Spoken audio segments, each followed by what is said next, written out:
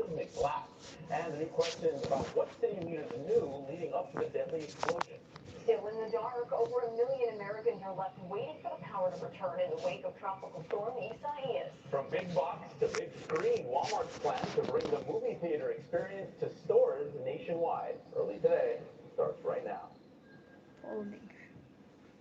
Good morning on your Thursday. I'm Corey Coffin. And I'm Philip Mena. The pandemic has unleashed a torrent of obstacles, and the latest is when and how schools will reopen this fall. Nearly 5 million Americans are infected, and with some schools already reopening, the classroom could be the next hotspot for COVID. Chicago is walking back its plans for a hybrid school year. The nation's third largest school system will instead be held online. Officials made the move after considering public health guidelines and parent feedback. Meanwhile, in Florida, the largest teachers union has filed a motion to delay the start of the school year. They claim that reopening classrooms 5 days a week violates the Florida Constitution, which mandates safety and security in public schools. They have asked a judge to intervene. New York City is stepping up efforts to enforce the state's quarantine rules. Checkpoints are being set up at key entry points. Travelers from 34 states that are considered hotspots are required to self-isolate for 14 days and fill out contact forms or face a $2,000 fine. The University of Connecticut sets an ominous tone for college football, becoming the first school at the sport's highest collegiate level to cancel its 2020 football season. And Southwest Airlines is cutting back on cleaning between flights. According to a memo obtained by USA Today, armrests and seatbelts will not be wiped down between each flight, with an airline spokeswoman saying that the areas would be cleaned nightly. Instead, between flight cleanings will be focused on high-touch areas such as lavatories and tray tables. Meanwhile, JetBlue is extending its commitment to keeping middle seats open on flights until at least October 15th. The seats will be blocked unless people in those rows are traveling together. Lawmakers and White House negotiators are closer to a deal on a new coronavirus relief package. The desperate need for more aid underscored by the weekly jobless numbers due out later this morning. Another 1.4 million expected to have filed for unemployment benefits. NBC's Tracy Fox joins us now with the latest this morning. And Tracy, this new stimulus package starting to take shape.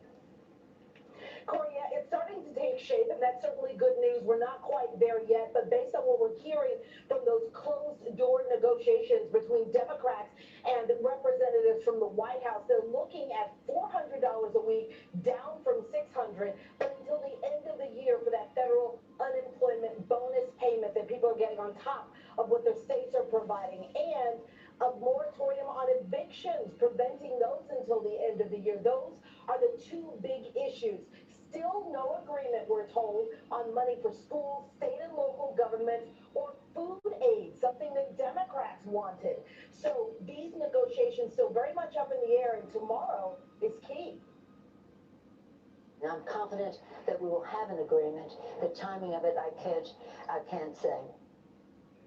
Because I don't know. If we don't do something significant, we will not only be delinquent in our duties to fight this virus, which is the way to open our economy and open our schools safely for our children and grandchildren, but we will also be increasing the damage to our economy. While Americans are struggling, the Democratic leaders have moved about 1 inch in 8 days.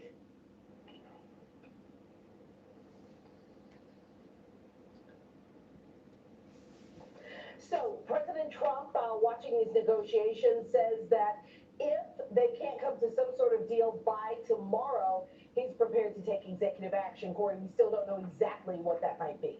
Yeah, and what that timeline would look like as well. Tracy, thank you.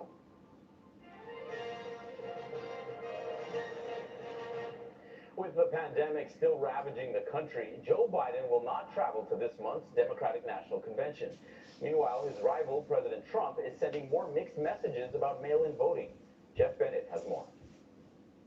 Republicans and Democrats scrambling to make final arrangements for their national conventions, upended by the pandemic. Joe Biden will no longer travel to Milwaukee later this month to accept the Democratic nomination for president due to coronavirus concerns. Convention organizers announced he'll now deliver that speech from his home state of Delaware.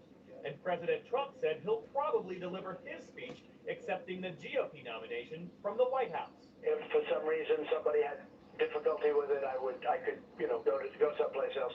The easiest mark yet another break in presidential norms. President Trump's predecessors have historically drawn clear lines between official White House business and campaign events. Whether it's legally wrong or ethically out of the question, it shouldn't even been something that was expressed. President Trump, in that same interview, continued his baseless attacks on voting by mail, targeting Nevada over its plan to conduct the November election almost entirely by mail-in ballot. His campaign now suing the state. What they're going to do is blanket the state. Anybody that ever walked, frankly, will get one. The president, who has voted by mail in Florida, says that state system is more trustworthy because it's had 2 Republican governors. Extensive research shows that election fraud is exceedingly rare nationwide.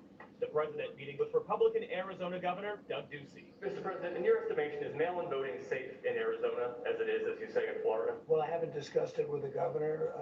I can tell you in Florida, they've done a very good job with it.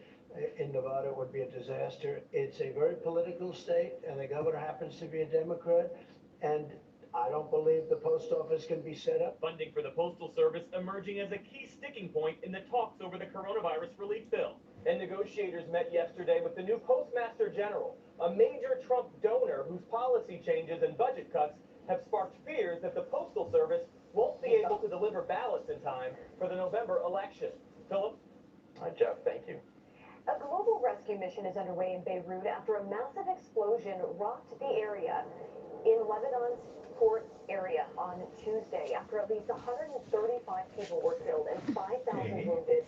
Hospitals have been overwhelmed and victims still trapped underneath debris. But help is on the way as international aid is headed to the region, which is now under a state of emergency. Here's NBC's Richard Engel. New videos show how the powerful blast changed this city in an instant.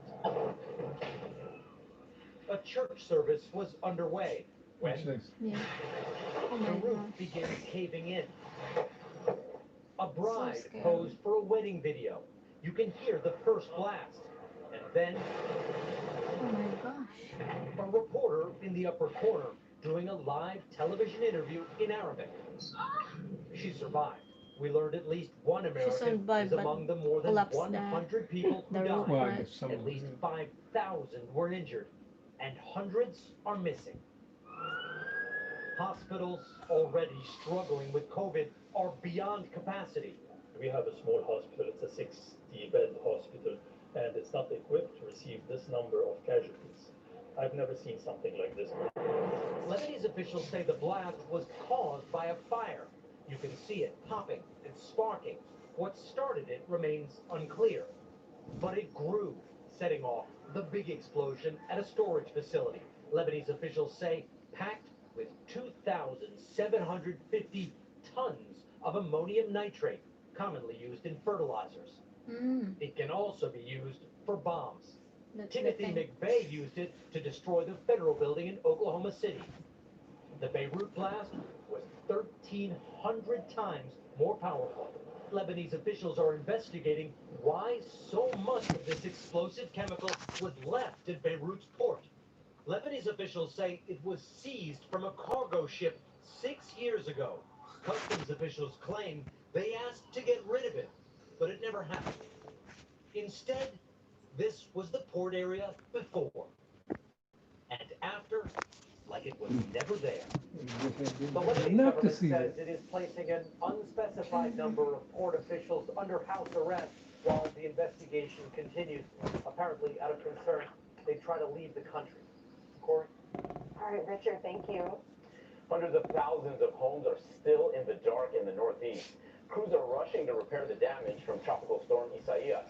But power companies say the outages could last until Sunday for some customers.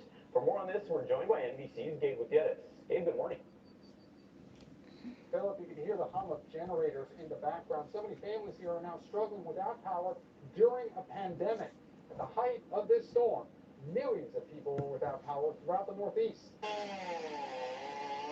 The Northeast is rushing to restore power after one of the largest outages since Superstorm Sandy 8 years ago. I'm still shocked.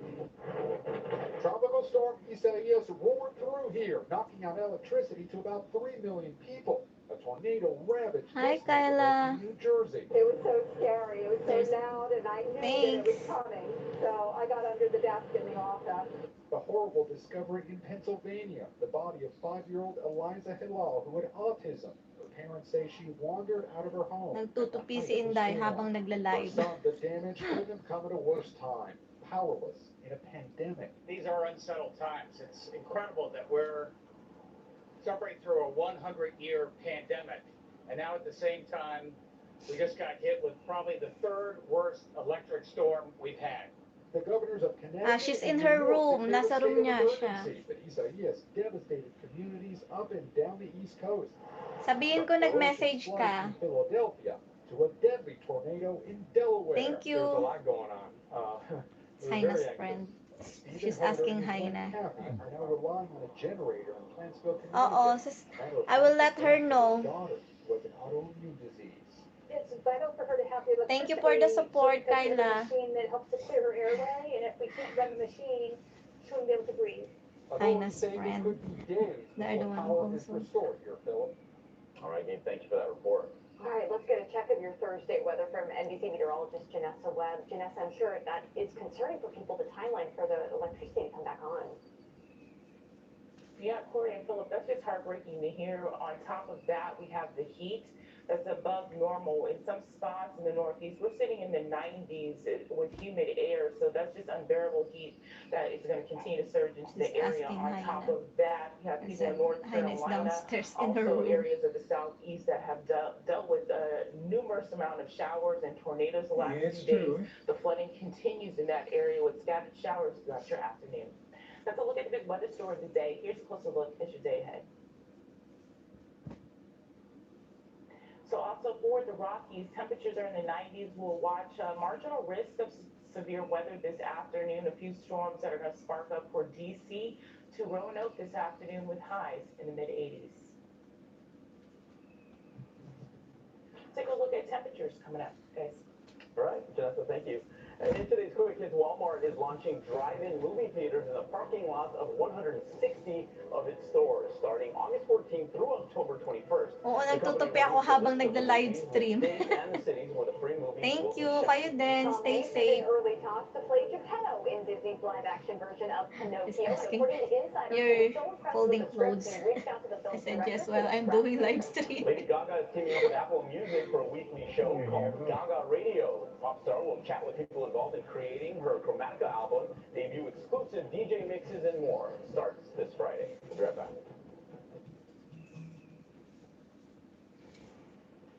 Leading the news, for the first time, Facebook has removed a post from President Trump's page for, quote, harmful COVID misinformation. The social media giant took down a clip from his interview with Fox News in which the president falsely claimed children are, quote, almost immune. Los Angeles Mayor Eric Garcetti is taking extreme measures to stop parties during the coronavirus pandemic. Garcetti has authorized the city to cut off power or water within 48 hours to homes after parties were confirmed by the LAPD, saying at a press conference, quote, large parties are unsafe and can cost Angelinos their lives.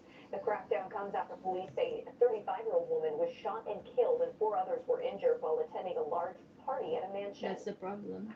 A Florida man is charged with battery after attacking his Lyft driver. Okay. The man, look at it, he ripped Thank the you. plastic Sana dumami partition yung from the subscriber. driver's car before grabbing him. He was apparently annoyed about the plastic being in the car.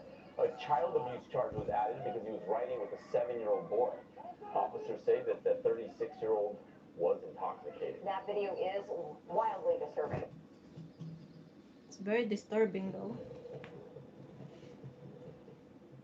This morning on Today, a virtual Roker-thon. Al Roker and a group of 60 talented chefs from across the country attempt a new record, bringing most people to make a sandwich consecutively during the live broadcast. Sandwich. We will eat that reported sandwich. It is welcome Yes. times a segment like that. All right, here in New York City, the health commissioner has resigned following tension with the mayor over the coronavirus response. She's one of many health officials around the country leaving their jobs after facing criticism and personal attacks. NBC's Kate Snow has this report.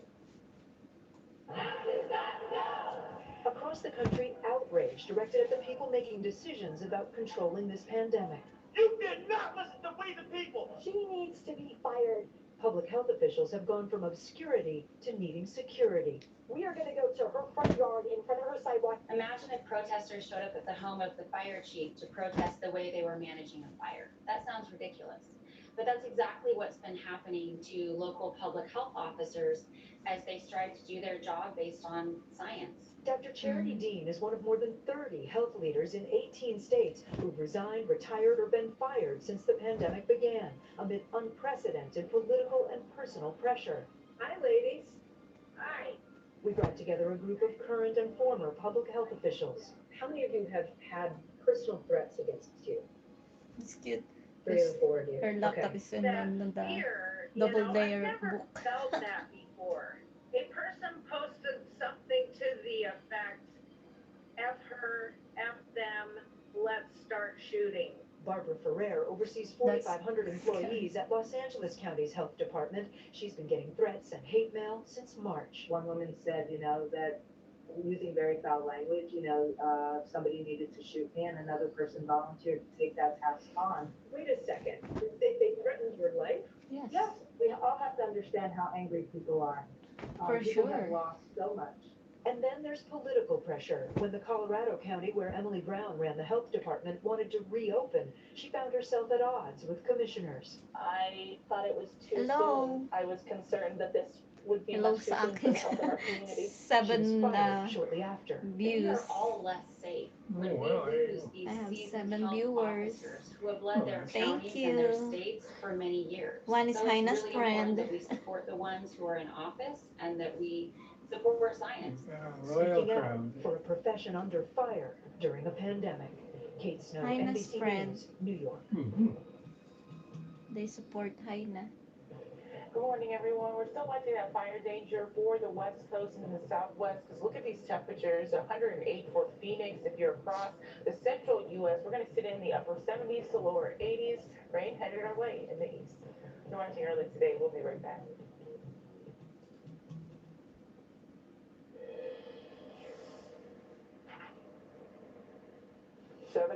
Years ago on this day in 1945, the U.S. dropped an atomic bomb, codenamed Little Boy, on Hiroshima, Japan during World War II. It was the first atomic bomb attack. An estimated 140,000 people were killed, most of them civilians. And today, a ceremony was held at the Hiroshima Peace Memorial Park to honor those victims. Survivors, their relatives, and others marked the 8:15 a.m. blast anniversary with a minute of silence. Now to a story about hope and healing. The powerful letters teams are writing to help make sense of these difficult times. Here's NBC's Rahima Ellis. For these Ohio teenagers, the tragic deaths of other young black people are especially frightening. Now they're writing through their fears. Dear Tamir Rice. Dear Brianna. Dear Elijah McClain. He's basically a future version of me. Connor is writing to Elijah McClain, who died after an encounter with police. Silence are meant to cause fear. They stop now, or else. Or else what? The letter writing organized by a group called Inspiring Minds. We always believe there's healing in writing. So we decided to do a whole series for our literature piece this summer where they wrote letters to those who died due to social injustice. In her letter, Rhea writes as if she were Breonna Taylor, who was killed in a police raid on her home. Why me? How could this be? I didn't do anything wrong. Malachi is only 2 years older than Tamir Rice, who was shot by Cleveland police when they mistook his airsoft gun for a real gun. You're only 12 and you're at the park playing with a toy gun. Was it difficult to write this letter? No, because I felt like it something that needed to happen. So the world can hear his story.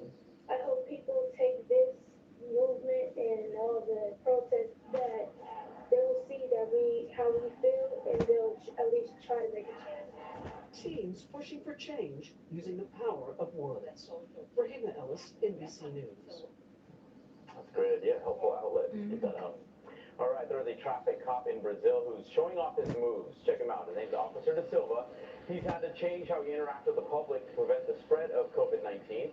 So since he can't shake hands or use his sharp whistle to attract attention anymore, he twirls to entertain motorists, directing traffic and bringing some comedic relief to the streets of Rio. I know his intentions are good. That's amazing! Yeah, but he seems more distracted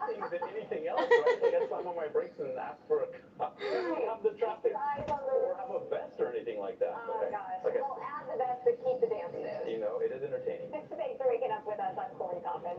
And I'm Philip Mena. Keep it right here. More news is straight ahead. It's cute. You're watching NBC News now. We've got some breaking news. If they do At go least back to there- their jobs, they want to make sure that they are There's a protected. way people It's news smile. made for your streaming world. Right? Live weekdays starting at 6 a.m. Eastern.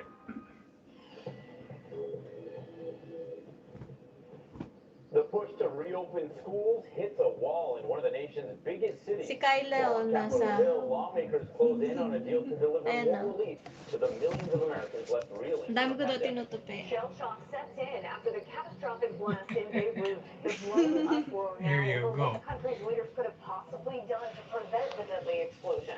Coronavirus biting into grocery budgets. What's Umakyat. driving up prices at the Kasi alam daw supermarket? niyang nanonood ka, Today, Kyla. starts right now. Good Thursday morning, I'm Philip Mena. And I'm Corey Coffin. We begin with the latest on the coronavirus outbreak spreading across the United States. The country is inching closer to confirming 5 million cases and about almost 160,000 deaths blamed on the virus.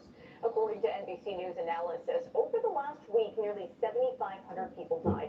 That is one person every 80 seconds. New York City is setting up checkpoints at key entry locations to enforce the state's quarantine rules. Travelers from 34 states are required to self-isolate for 14 days and fill out contact forms or face a $2,000 fine.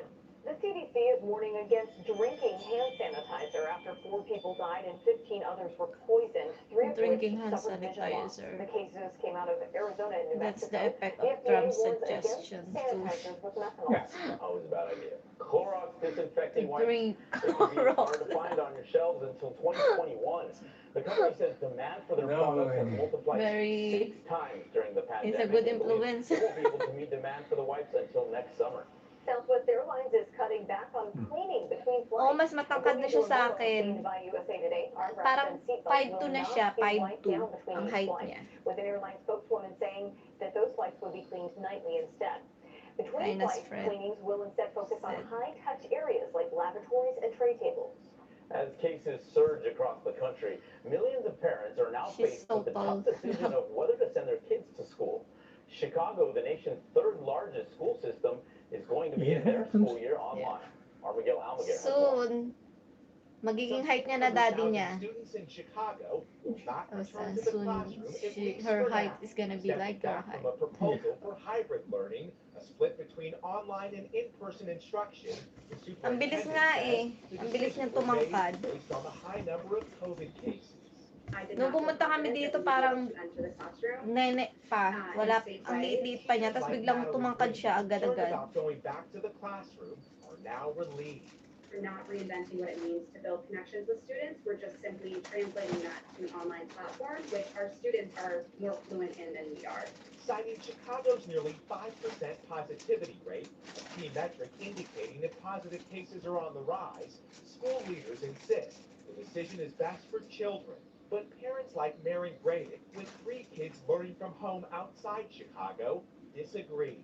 I would have hoped that we could have come up with some good solutions to get some form of in-person to start the school year. I do not feel that it is developmentally appropriate for their educational experience to be doing it remotely. In Florida, where 11% of people are testing positive for the virus, the state has surpassed 500,000 COVID cases. In court, the largest teachers union filed an emergency injunction to delay the start of classes statewide. Join na kayo sa aking live stream. Positivity rate, high school students packed Sabi, the let's hallway. grow From together. the Oakland School District, a second Spread student love. tested positive on the first day, causing the entire class to quarantine for 2 weeks. The president again insisting on a return to school. Well, I'd like to see the schools open. Parents want the schools open. We want them open. We want them open safely. We're going to practice very strong hygiene and all the other things that I've enumerated many times. But we want to see the schools open. The decision on returning to the classroom is expected soon in New York. Its positivity rate is among the lowest in the nation, less than 1%. Finally good enough for one of the harshest critics of reopening. it can be done with proper precautions, says Harvard's Dr. Ashish Jha. The single biggest determinant of whether we can open up schools safely or not is the level of community transmission. How much virus is spreading in the community. And the bottom line is that New York is Andyan pa rin si Kyla nanonood. And one of the prizes of being able to control the virus is you get to open Classmate mo ba siya? Debate over going back to the classroom. Hard lessons. Damputin mo yung nalaglag. And decisions need to be made quickly as some cities are just days away from the start of a new school year. Philip? Yung nalaglag dyan. Thank you. Lawmakers and White House negotiators are said to be closer to a deal on a new coronavirus relief package. The desperate need for more aid How's the hairbrush? weekly jobless numbers due out later this morning. Another 1.4 million expected to have filed for unemployment benefits. NBC's Tracy Fox joins us now with the latest. And Tracy, this new stimulus package starting to take shape. Hi sa 9 viewers. Starting to take shape, but Thank you sa pagbisita. Pull this together by tomorrow, which earlier in the week is what negotiators said they were aiming for. Here's where they are in those closed Nagla-live streaming si Inday habang nagtitiklop. $400 a week, down from $600, to renew unemployment benefits from the federal government, and that will be till the end of the year. Plus a ban on evictions until the end of the year. So no deal, we're told, on money for schools, state and local governments or food aid, something Democrats really wanted, and still skepticism about how quickly they can get this done. Busy eating chocolate. That we'll have an agreement. The timing of it, I can't say. I can do it. Because I don't know. If we don't do something significant, we won't not only be delinquent in our duties to fight this virus, which is the way to open our economy and open our schools safely for our children and grandchildren, but we will also be increasing the damage to our economy. While Americans are struggling, the Democratic leaders have moved about 1 inch in 8 days. McConnell confirms that the Senate will stay in Washington next week in hopes of a vote on some sort of deal taking shape. Meantime, President Trump has said if it doesn't get done, at least a framework for a deal, some sort of agreement by tomorrow, he'll take action on his own, Corey. Okay, Tracy, thank you so much. The University of Connecticut setting an ominous tone for college football, becoming the first school at the sport's highest collegiate level to cancel its 2020 football season. This as the NCAA says each division will decide whether to play fall championships. So far, divisions 2 and 3 have canceled fall title games. And some positive news from the NBA bubble. The league announced 0 positive coronavirus cases for the 3rd straight week. A global rescue mission is underway in Beirut after that massive explosion rocked the port area of Lebanon's capital on Tuesday. The death toll has risen to at least 135 killed with 5,000 wounded. Hospitals are said to be overwhelmed and victims are still trapped beneath the rubble. International aid is headed to the region, which is now under a state of emergency. NBC's Richard Engel brings us the latest. New videos show how the powerful blast changed this city in an instant. A church service was underway when the roof begins caving in. A bride posed for a wedding video. You can hear the first blast. And then a reporter in the upper corner doing a live television interview in Arabic. She survived. We learned at least one American is among the more than 100 people who died. At least 5,000 were injured, and hundreds are missing. Hospitals already struggling with COVID are beyond capacity. We have a small hospital, it's a 60-bed hospital, and it's not equipped to receive this number of casualties. I've never seen something like this before. Lebanese officials say the blast was caused by a fire. You can see it popping and sparking. What started it remains unclear, but it grew, setting off the big explosion at a storage bye facility. for now. Lebanese officials say packed with 2,750 tons of ammonium nitrate, bye for commonly now. used in fertilizers. It can also be used for bombs. Timothy McVeigh used it to destroy the federal building in Oklahoma City. Thank you sa The Beirut blast pagstay. was 1,300 times more powerful. Lebanese officials are investigating why so much of this explosive chemical was left at Beirut's port. Bye for Lebanese now, officials guys. say it was seized from a cargo ship 6 years ago. Customs officials claim they asked to get rid of it, but it never happened. Instead, this was the port area before. And after, Tatapusin ko na, like it be. was never there. Nakakaya na. The Lebanese government says it is placing Pero an thank you sa pag-support, unspecified number Kyla. of port officials under house arrest. Bye while for the now. Ingat investigation lagi. continues. Apparently, out of concern, they try to leave the country.